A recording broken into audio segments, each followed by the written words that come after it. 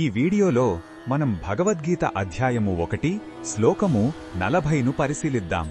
మొదటి అధ్యాయమైన అర్జున విషాద యోగంలో అర్జునుడు యుద్ధం యొక్క భయంకరమైన పరిణామాలను ఊహించుకుంటూ తీవ్రమైన దుఃఖంలో ఉన్నాడు.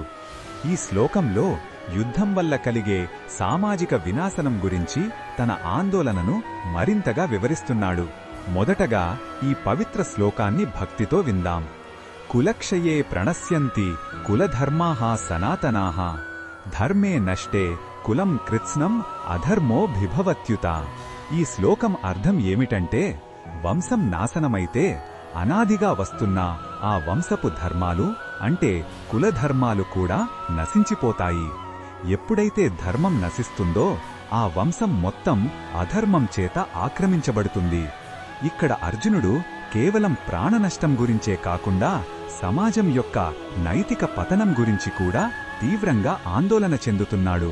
కృష్ణ భగవానుడు ఈ విషయంలో మనకు ఏమి చెప్పుతున్నాడు అంటే, అర్జునుడి భయాలు మరియు వాదనలు లౌకిక దృష్టితో చూస్తే సరైనవిగా అనిపించవచ్చు, కాని అవి అజ్ఞానం మరియు బంధాలపై ఆధారపడి ఉన్నాయి.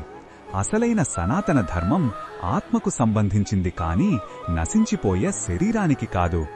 కుటుంబ సంప్రదాయాలు ముఖ్యమైనవే అయినా వాటికంటే క్షత్రియ ధర్మాన్ని పాటించడం అర్జునుడి తక్షణ కర్తవ్యం అని శ్రీకృష్ణుడు తరువాత స్పష్టం చేస్తాడు.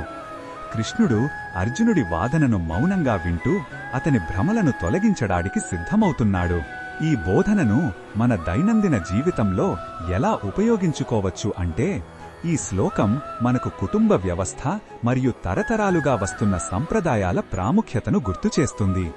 కుటుంబంలోని పెద్దలు యువతరానికి మంచి విలువలను, ధర్మాన్ని, నైతికతను నేర్పించడం చాలా అవసరం.